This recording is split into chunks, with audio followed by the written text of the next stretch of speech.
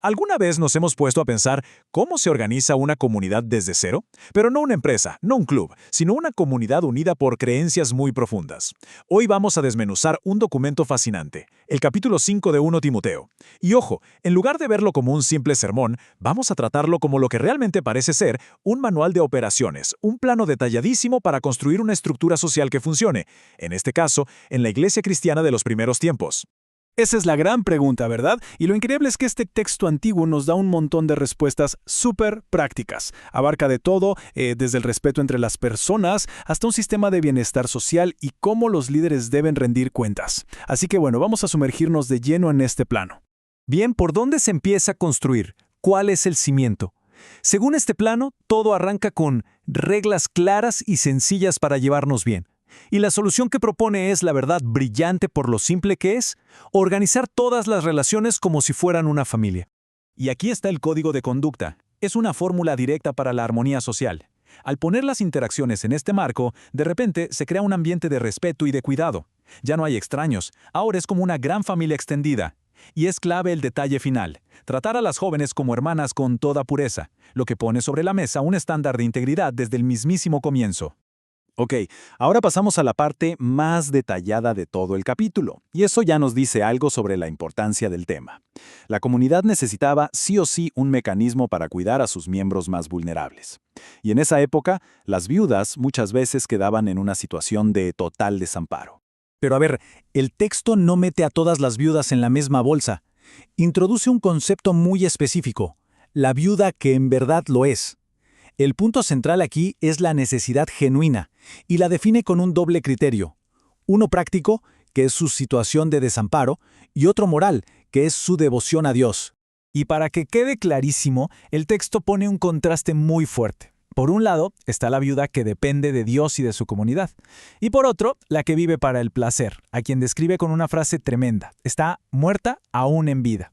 Esta diferencia nos dice que la ayuda de la comunidad era vista como un recurso sagrado, que se destinaba solo a quienes de verdad lo necesitaban y además lo valoraban. ¡Uf! Y aquí llegamos a uno de los versículos más potentes de todo el capítulo. Establece una jerarquía de responsabilidad súper clara. Antes de que la comunidad meta mano, la familia es la primera línea de defensa. Faltar a este deber no era solo una falla social, no. Se consideraba una negación de la fe, algo que el texto dice que es peor que ser un no creyente. ¡Fuerte! Y para entrar en la lista de apoyo oficial, los criterios eran increíblemente específicos. Parece casi una postulación de trabajo de hoy en día. Se pedía una edad mínima de 60 años, un historial de fidelidad y, lo más importante, un registro de vida comprobado de servicio a los demás. O sea, no era un derecho automático, era un honor que se ganaba con una vida de contribución a la comunidad. Ahora, para las viudas más jóvenes, el plan era completamente distinto y, la verdad, muy pragmático: volverse a casar y formar un hogar. El razonamiento detrás de esto es preventivo. Se buscaba evitar problemas que podían desestabilizar a la comunidad, como la gente ociosa y, bueno, el chisme. Era una solución social para un potencial problema social. Toda comunidad necesita una estructura, y esa estructura necesita líderes. La siguiente parte de este plano se enfoca en los ancianos, que eran los líderes de la comunidad, y establece cómo se les debía honrar, compensar y, algo fundamental, cómo debían rendir cuentas. El texto marca una jerarquía de respeto. Todos los líderes que gobernaban bien merecían doble honor, una frase que seguramente incluía tanto el respeto como una compensación económica. Pero hay una mención especial para los que se dedicaban a predicar y enseñar, lo que resalta el valor que se le daba a la instrucción dentro de la comunidad. Y para justificar el pago a los líderes, el texto cita un principio que resuena hasta el día de hoy. Esto nos muestra un enfoque muy práctico, ¿no? El liderazgo espiritual es un trabajo, y como todo trabajo, merece su salario. Esto, en cierto modo, profesionalizaba el liderazgo y aseguraba que quienes se dedicaban a eso pudieran sostenerse. Pero claro, con el poder vienen la responsabilidad y los riesgos. Para proteger a los líderes de acusaciones falsas o malintencionadas que podían destruir a la persona y a la comunidad entera, se establece una barrera muy alta. No se podía admitir una acusación así nomás. Se necesitaba el testimonio de 2 o 3 testigos. Es básicamente un principio de debido proceso. Los principios de justicia de este plano son muy claros: transparencia e imparcialidad.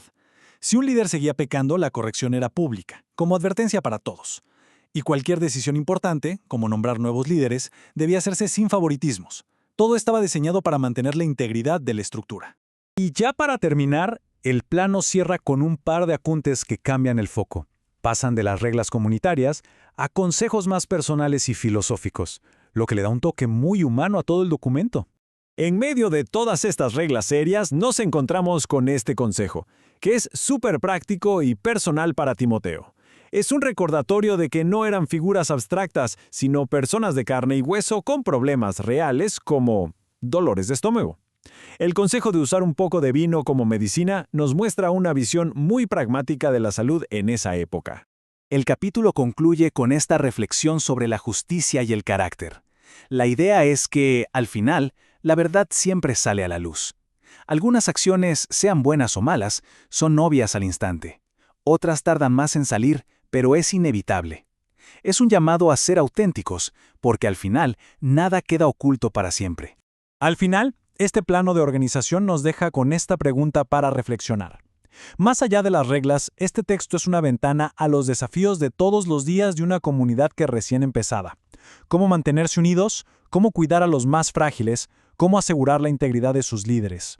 Nos muestra cómo un grupo de personas intentó, con las herramientas que tenía, construir algo duradero, algo basado en el respeto, la responsabilidad y la fe.